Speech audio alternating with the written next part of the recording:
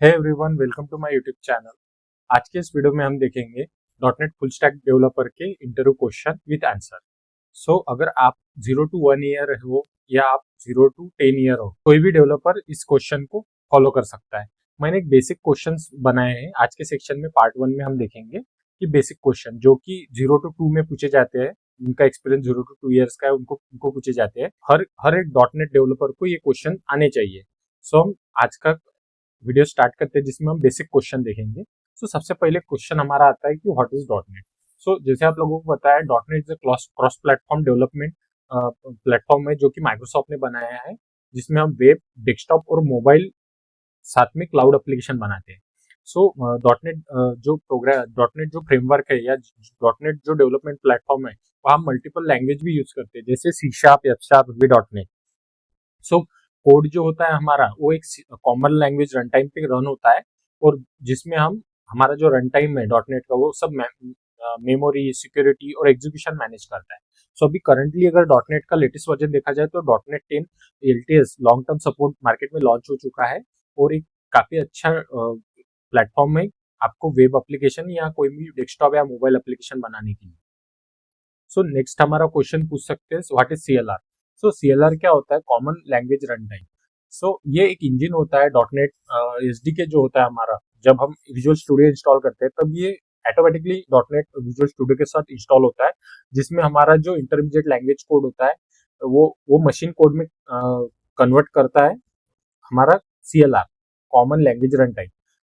इसमें क्या होता है कि कॉमन लैंग्वेज रन टाइम में हर कोई भी लैंग्वेज में बना हुआ कोड वो इजीली हमारे कंपाइलेशन करके हमारे मशीन कोड में कन्वर्ट करता है। डेवलपर को कोई मैन्युअली मेमोरी मैनेजमेंट करने की जरूरत नहीं है, वो ऑटोमेटिकली ऑप्टिमाइज एग्जीक्यूशन और सेफ एग्जीक्यूशन करता है। उसका वो CLR होता है जो कि हमारे SDK के साथ इंस्टॉल होता है। नेक्स्ट हमारा क्वेश्चन है, व्हाट इज CIL। CIL अगर किसी ने पूछा जाए कि व्हाट इज CIL, आप बोल सकते हैं कॉमन इंटरमीडिएट लैंग्वेज। ये इंटरमीडिएट कोड होता है जब हमारा जो हाई लेवल लैंग्वेज है, जो सी शार्प है, वो जैसी कंपाइल होती है, तो वो CLR जो होता है कॉमन इंटरमीडिएट लैंग्वेज, वो क्या करता है, आपका जो कोड है वो नेटिव मशीन कोड जो है, जो हमारा मशीन अंडरस्टैंडेबल कोड है, वहाँ एग्जीक्यूट होता है। और जो क्रॉस प्लेटफॉर्म एग्जीक्यूशन है ना, उसलिए उसको उसमें यूज होता है। जैसे क्रॉस प्लेटफॉर्म जो भी डिफरेंट है, मैक है, लिनक्स है या विंडोज है, उसमें हम डायरेक्ट CLR थ्रू हम एग्जीक्यूट करते हैं टू मशीन कोड, जो भी हमारा high level language code. Next हमारा क्वेश्चन आ जाता है, व्हाट इज जिट कंपाइलर। जिट कंपाइलर क्या होता है? जस्ट इन टाइम कंपाइलर होता है, जो कि हमारा जो इंटरमीडिएट लैंग्वेज जो कोड है, जो इंटरमीडिएट लैंग्वेज जो कोड है हमारा, वो हर हर प्लेटफॉर्म पे रन होता है, तो उसको डायरेक्टली मशीन कोड में जो कन्वर्ट करता है उसे जिट कंपाइलर कहते हैं, जस्ट इन टाइम कंपाइलर। अगर ये क्वेश्चन आपको पूछा गया तो आप सिंपली बोल सकते हैं, जस्ट इन टाइम कंपाइलर जो है वो जो intermediate language code into machine code at a run time, और वो जो भी है उसका परफॉर्मेंस ऑप्टिमाइजेशन वो सारा जिट कंपाइलर हैंडल करता है। नेक्स्ट हमारा आता है मैनेज वर्सेस अनमैनेज कोड। ये क्वेश्चन काफी बार पूछा जाता है एक्चुअली, कि मैनेज कोड और अनमैनेज कोड में क्या डिफरेंस होता है। बेसिकली बोला जाए तो मैनेज कोड जो होता है वो CLR के अंडर रन होता है। जैसा बोल सकते हैं कि जो डॉट नेट का जो SDK है या जो डॉट नेट का जो रन टाइम है, वो मैनेज कोड को हैंडल करता है। जो डॉट नेट में लिखा गया कोड है या डॉट नेट के साथ सी शार्प, एफ शार्प, किसी भी लैंग्वेज में लिखा है, वो उसको जो हैंडल करता है वो CLR जो होता है, कॉमन लैंग्वेज रन टाइम, वो हमारा एक सिंपली मैनेज कोड है। और जिसमें हमको सब मेमोरी हो गया, वो हमारा जो मेमोरी मैनेजमेंट है, गार्बेज कलेक्शन है, वो सारा हमारा मैनेज कोड हैंडल कर सकता है। लेकिन अनमैनेज कोड क्या होता है कि जो CLR के आउटसाइड, जैसा C++ का कोड हो गया या कोई अदर डिफरेंट लैंग्वेज का कोड हो गया, वो अनमैनेज कोड होता है, जिसमें हमारा CLR जो है इन्वॉल्व नहीं होता है। उसके बाद हम देखते हैं गार्बेज कलेक्शन। गार्बेज कलेक्शन का भी क्वेश्चन काफी इंपॉर्टेंट है, वो काफी बार पूछा जाता है, आप फ्रेशर हो या एक्सपीरियंस हो। गार्बेज कलेक्शन क्या होता है कि जो हमारे मेमोरी में हमने एक एक्टिविटी परफॉर्म की, और वो एक्टिविटी परफॉर्म करने के बाद हम सिंपली उस एक्टिविटी को होने के बाद वो जो ऑब्जेक्ट से क्रिएट किए थे उस एक्टिविटी ने, वो ऑब्जेक्ट को फ्री करने का या रिमूव करने का मेमोरी में से काम गार्बेज कलेक्शन करता है। जैसे कि यहाँ पे लिखा है, it's prevent memory leaks. So memory leaks को प्रिवेंट करता है, हमारी मेमोरी रिलीज करता है, फ्री करता है, ताकि उसे अदर ऑब्जेक्ट्स कंज्यूम कर सके। और डेवलपर जो होता है ना, वो लो लेवल में मशीन के ऑब्जेक्ट्स क्लियर नहीं कर सकता, इसलिए हमें गार्बेज कलेक्शन की जरूरत पड़ती है। नेक्स्ट हमारा क्वेश्चन है value type versus reference type. ये भी क्वेश्चन आप लोगों ने काफी बार सुना होगा, हर एक एमएनसी ये क्वेश्चन पूछती है। अगर आप फ्रेशर हो तो भी पूछा जाता है, अगर आप एक्सपीरियंस हो तो भी पूछा जाता है। सो बात की जाए वैल्यू वैल्यू टाइप की, तो वैल्यू टाइप जो होती है ना, वो एक्चुअली डायरेक्ट वैल्यू स्टोर करती है। जैसे हमारा इंटीजर हो गया, हमारा स्ट्रक हो गया, हमारा स्ट्रिंग्स हो गया, वो क्या करता है, डायरेक्टली हमारी वैल्यू स्टोर करता है। और जो रेफरेंस टाइप हो गया, जैसा reference type reference means address, कोई भी चीज का एड्रेस। जो मेमोरी एड्रेस पे काम करते हैं, जैसे अभी मेमोरी एड्रेस पे काम करता है हमारा क्लास, एरे। एरे जो है मेमोरी पे काम करता है। लिंक लिस्ट हो गया, ये हमारा मेमोरी पे काम करता है। रिकॉर्ड्स, अगर आपने रिकॉर्ड्स देखा होगा तो रिकॉर्ड्स में भी मेमोरी पे काम होता है, इस वजह से उसे रेफरेंस टाइप कहा जाता है। So value value assign copy data, और reference assign share object to memory. So memory में जो ऑब्जेक्ट होता है ना, उसे रेफरेंस असाइन करता है जब हम रेफरेंस टाइप की बात करते हैं। तो सो ये बेसिक डिफरेंस है। और आपको एग्जाम में पूछा जाए तो आप इंटीजर बोल सकते हैं, और रेफरेंस का पूछा जाए तो आप क्लास बोल सकते हैं। उसके बाद एक बहुत इंपॉर्टेंट क्वेश्चन है, वैसे तो सारे इंपॉर्टेंट है, लेकिन ये क्वेश्चन काफी बार पूछे जाते हैं, जैसा इंटरफेस।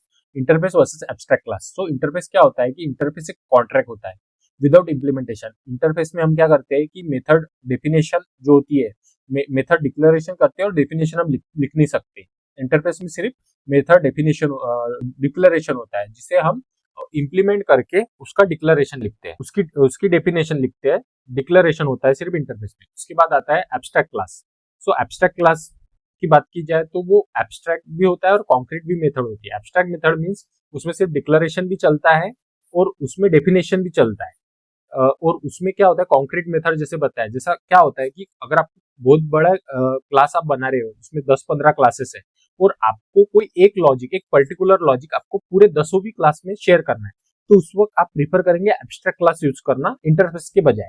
अगर आप 10 क्लास है, आपको 10 क्लास में एक मेथड रखनी है जैसे गेट डेटा, सो आप इंटरफेस में उसे गेट डेटा की डेफिनेशन जो है वो लिख देंगे, उसका डिक्लेरेशन 10 भी मेथड में आ जाएगा ऑटोमेटिक, जब आप वो इंटरफेस इंप्लीमेंट करेंगे वो 10 भी क्लास में। लेकिन एब्स्ट्रैक्ट क्लास की बात की जाए तो एब्स्ट्रैक्ट क्लास में क्या आएगा कि आपको अगर एक कॉमन मेथड आपको 10 क्लास में शेयर करनी है, तो बेशक जाके एब्स्ट्रैक्ट क्लास बनाइए, उसमें आप उस मेथड को गेट डेटा का डेफिनेशन पूरा बॉडी लिखिए, डिक्लेरेशन प्लस डेफिनेशन, और उस एब्स्ट्रैक्ट क्लास को इनहेरिट कीजिए, ताकि वो मेथड आपकी पूरे क्लास में कंज्यूम हो सके। ये होता है सिंपल डेफिनेशन। और इंटरफेस जो होता है वो जो क्लास में इंप्लीमेंट करता है मल्टीपल इनहेरिटेंस, वो आपको जो आपने सुना होगा मल्टीपल इनहेरिटेंस में अगर आपको करना अचीव करना है, तो आप इंटरफेस की मदद से आप उसे अचीव कर सकते हैं। ओके। उसके बाद नेक्स्ट हमारा क्वेश्चन है डेलीगेट। डेलीगेट क्या होता है, basically delegate is a type set reference to the method. So ये टाइप सेट, या जिसे हम कहते हैं कोई डेटा टाइप के साथ अगर आप रेफरेंस पास करना चाहते हैं किसी मेथड को, या किसी मेथड को हमको डेटा पास करना है किसी मेथड थ्रू, तो तब आप डेलीगेट यूज करते हैं। बेसिकली डेलीगेट हमें हेल्प करता है इवेंट्स इंप्लीमेंट करने के लिए। सो बात की जाए, it's allow the passing method as a parameter. कोई भी मेथड को अगर एज अ पैरामीटर पास करना है कोई मेथड को, तो आप डेलीगेट्स यूज करते हैं।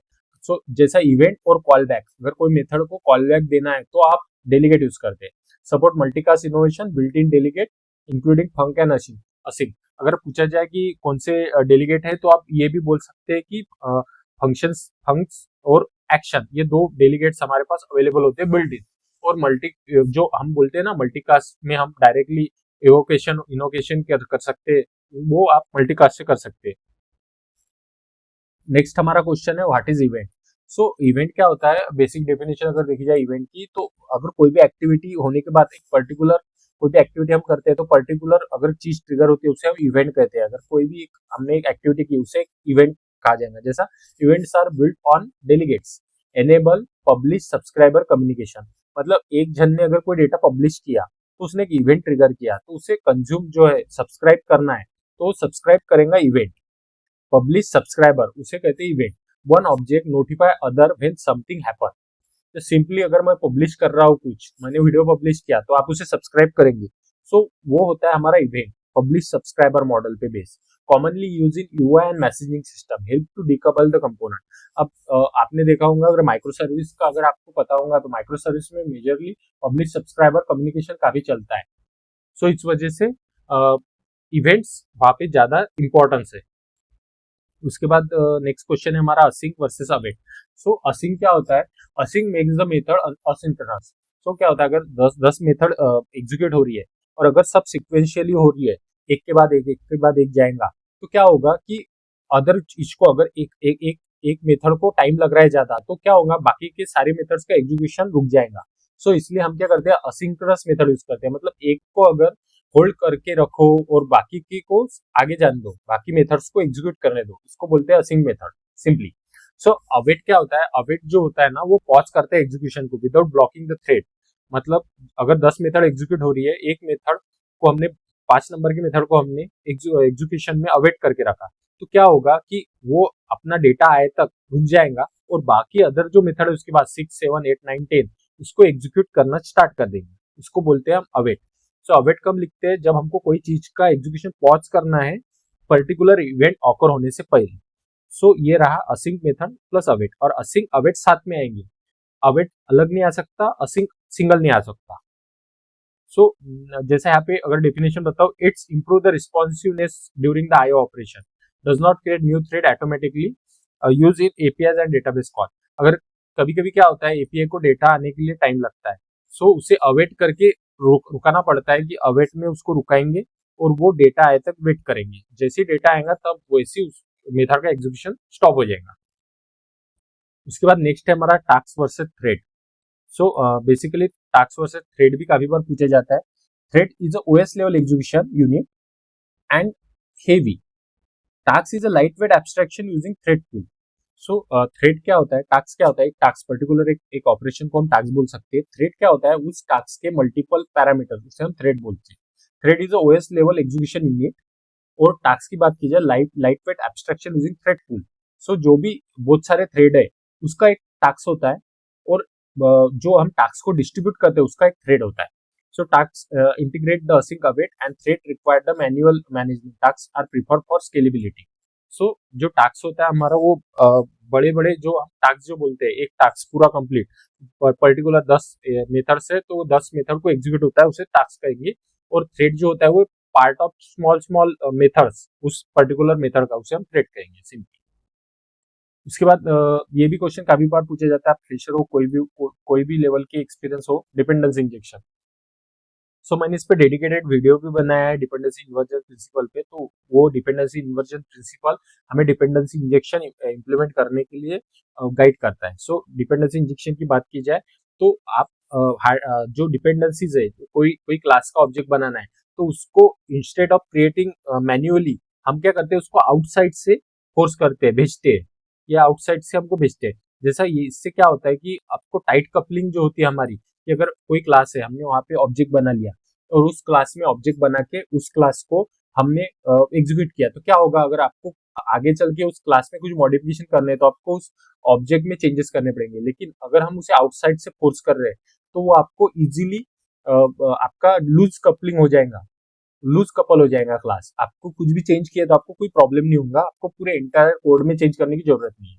सो मैंने एक वीडियो बनाया है, आप जाके वीडियो देख सकते हैं related to dependency inversion principal.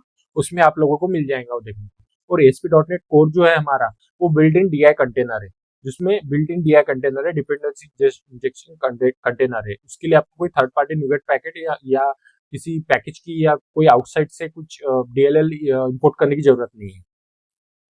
उसके बाद ये जो सर्विस लाइफ टाइम है, ये सर्विस लाइफ टाइम भी काफी पूछा जाता है. सिंगलटन, स्कोप और ट्रांजिएंट, 3 हमारे पास सर्विस लाइफ टाइम है.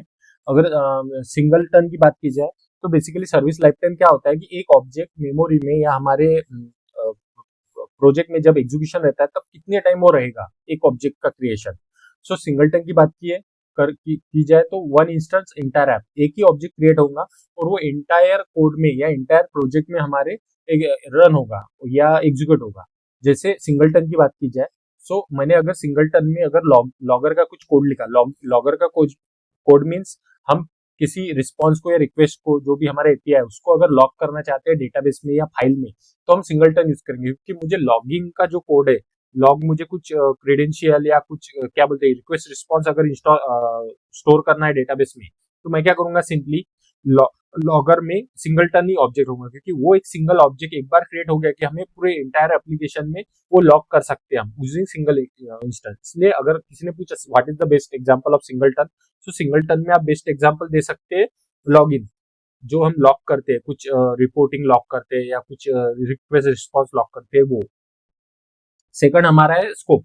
स्कोप वन पर रिक्वेस्ट, मतलब एक जो रिक्वेस्ट होती है, जैसी एक रिक्वेस्ट गई और एक रिक्वेस्ट आई, वन सब्सिक्वेंट रिक्वेस्ट के लिए हम स्कोप यूज करते हैं। स्कोप में क्या होता है बेसिकली कि अगर हम डेटाबेस या डीबी कंटेक्स्ट के साथ वर्क कर रहे हैं तो आप स्कोप यूज कीजिए, क्योंकि एक रिक्वेस्ट जाएंगी, एक ऑब्जेक्ट क्रिएट करके वो रिक्वेस्ट कंप्लीट होगी, फिर वो रिटर्न आएगा। सो ये स्कोप हो गया। थर्ड हमारा ट्रांजिएंट। सो हर एक रिक्वेस्ट के लिए हमेशा new new new object create होते हैं, मतलब हर चीज के लिए न्यू न्यू ऑब्जेक्ट। अगर कोई डेटा हर बार चेंज हो रहा है तो आपको उसका बेस्ट ऑप्शन है कि न्यू ऑब्जेक्ट क्रिएट, नया ऑब्जेक्ट क्रिएट कीजिए, जिस वजह से क्या होगा कि एवरी टाइम आपको फ्रेश डेटा दिया जाएगा। सो अगर आपने राइट अगर जैसा देखा जाए तो ये तीनों भी एट अ टाइम एक प्रोजेक्ट में यूज किया जाता है। तो बेसिकली क्या होता है कि इस वजह से मेमोरी मैनेजमेंट प्रॉपर होता है, हमारे मेमोरी लीक्स के इशू कम आते हैं, और प्रिवेंट मेमोरी इशूज, अगर आपको बताना रहा तो आप प्रिवेंट मेमोरी इशूज बोल सकते हैं। जैसा पूछा जाए कि what is the use of service life time, अब आपको टाइप बीप सब पता है, लेकिन what is the real use, क्या होता है उससे प्रॉब्लम, मतलब उससे प्रॉब्लम स्टेटमेंट कौन सा सॉल्व होता है। तो लाइफ टाइम जो होता है उससे प्रिवेंट होता है मेमोरी इश्यूज, जो मेमोरी मैनेजमेंट के इश्यूज होते हैं।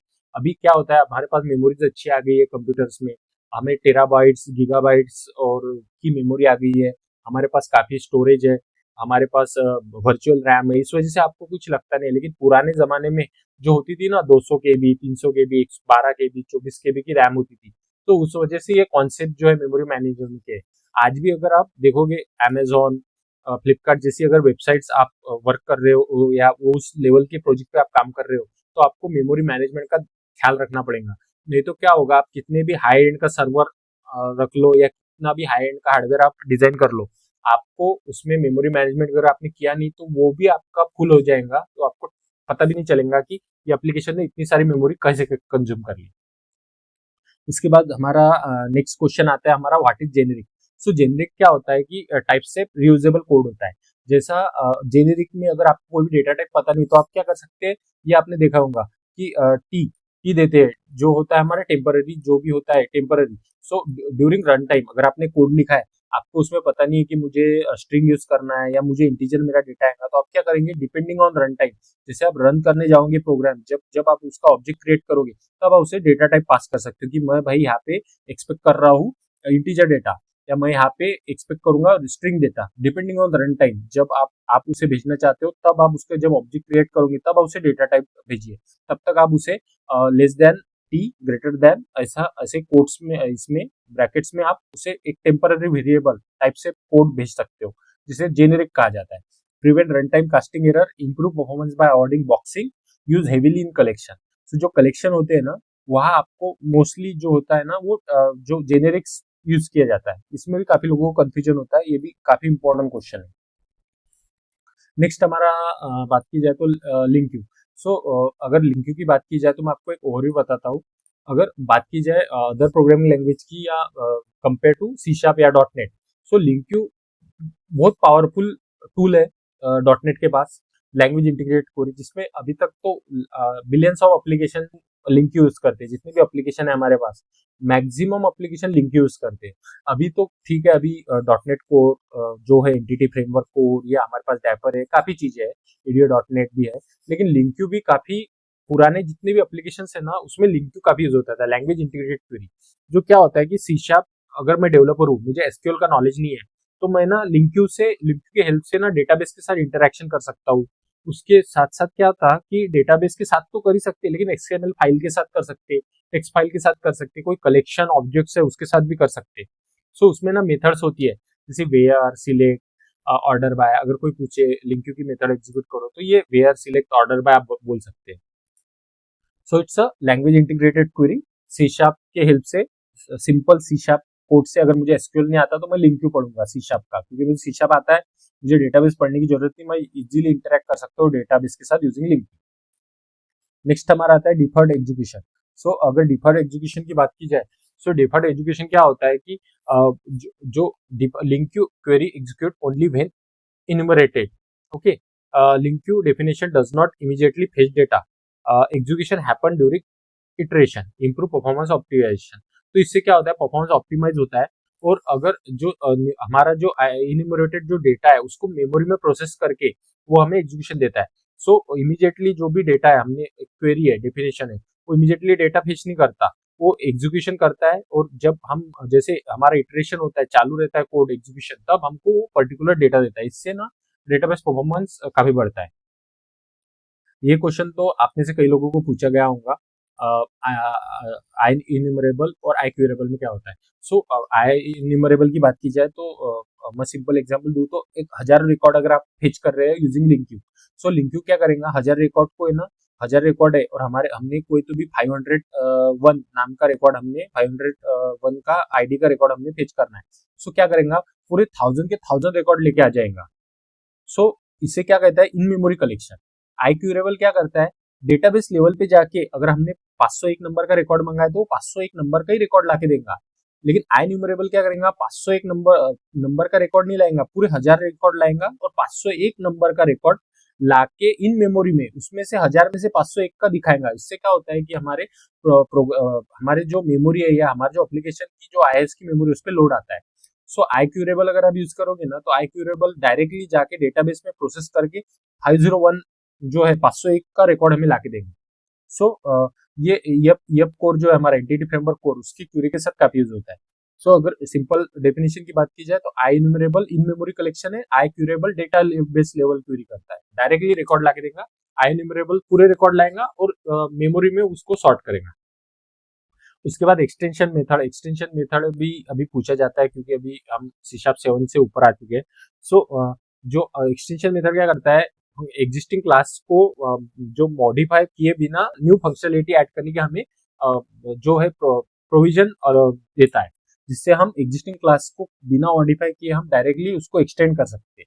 सो जैसे डिफाइनिंग स्टैटिक क्लास कर सकते हैं, या use keyword use this keyword in parameters like linkqueue heavily relies on that। तो एक्सटेंशन मेथड लिंक्यू के साथ काफी यूज की जाती है और हम उससे विदाउट एक नॉर्मल क्लास को विदाउट मॉडिफाई किए उसकी फंक्शनलिटी एक्सटेंड कर सकते हैं। रिफ्लेक्शन का भी क्वेश्चन बहुत इंपॉर्टेंट है। रिफ्लेक्शन क्या होता है, जो भी कोई भी चीज है उसका रन टाइम, अगर उसका मेटा डेटा निकालना है, metadata means data about data.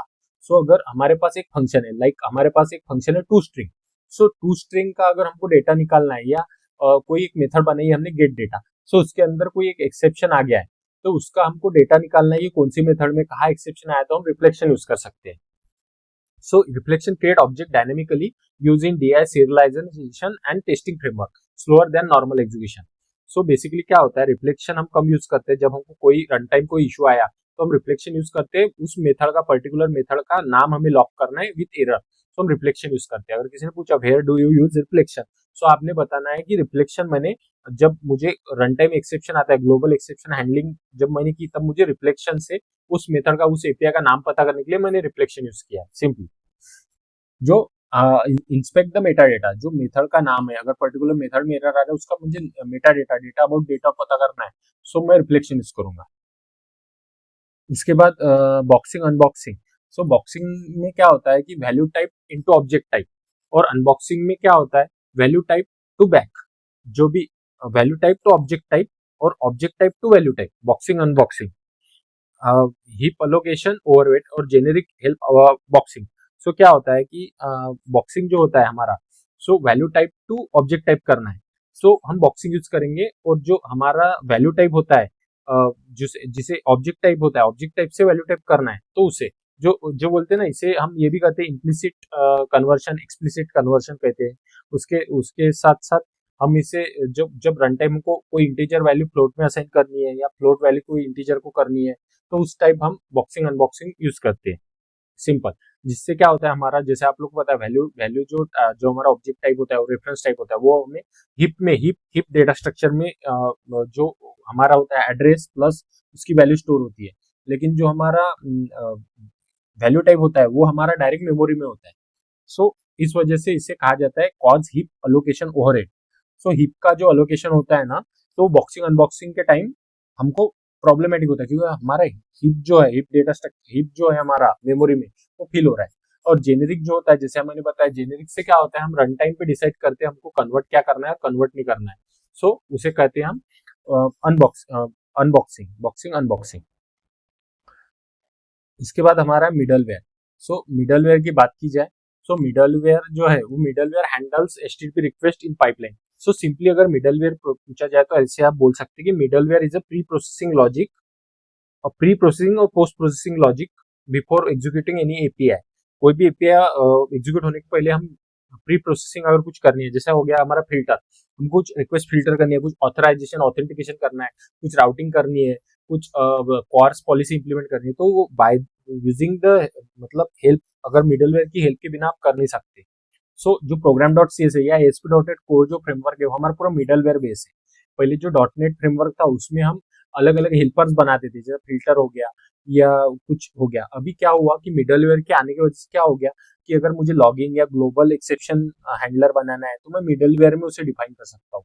और मिडलवेयर की ऑर्डर भी मैटर करती है। काफी बार क्वेश्चन पूछा जाता है कि tell me the order of middleware. So वो भी काफी इंपॉर्टेंट क्वेश्चन है, वो हम आगे देखेंगे। Each middleware process request and pass to next. So ये लाइन बहुत इंपॉर्टेंट है। क्या होता है, अगर कोई रिक्वेस्ट आ रही है, सो मैं पहले क्या करूंगा, उसको ऑथेंटिकेट करूंगा। ऑथेंटिकेट करने के बाद वो ऑथराइज है क्या, वो करूंगा।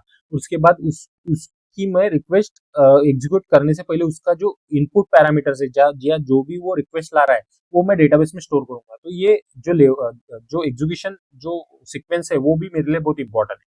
So simple pre processing logic कह सकते हैं हम। जैसा फिल्टर करना है कोई रिक्वेस्ट को, कोई जेसन रिजल्ट, कोई ऑथेंटिकेशन करना है, तो उसमें हम मिडलवेयर यूज करेंगे। ये एसपी डॉट नेट कोर के साथ बिल्ट इन मिडलवेयर का कॉन्सेप्ट है। उसके बाद डिस्पोज वर्सेस फाइनलाइज। सो डिस्पोज वर्सेस फाइनलाइज अगर पूछा जाए, तो डिस्पोज क्या करता है, अनमैनेज जो रिसोर्स है उसको हम manually dispose by using I disposable interface, हम इजीली उसको रिमूव कर सकते हैं या हमारे कोड में से, मेमोरी में से क्लीन कर सकते हैं। लेकिन फाइनलाइज जो है ना, वो ऑटोमेटिकली गार्बेज कलेक्टर से, डॉट नेट रन टाइम जो हमारा फ्रेमवर्क है उसकी वजह से ऑटोमेटिकली गार्बेज कलेक्शन में फाइनलाइज हो जाता है, रिमूव हो जाता है।